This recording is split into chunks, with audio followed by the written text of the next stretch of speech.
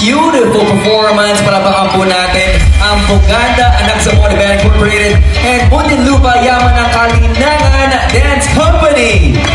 Thank you! I love that entrance. Para Santa Cruzan, I felt like a Reyna Elena.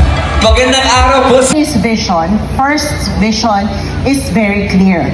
That is to build not just beautiful houses, but quality homes for the Filipino families.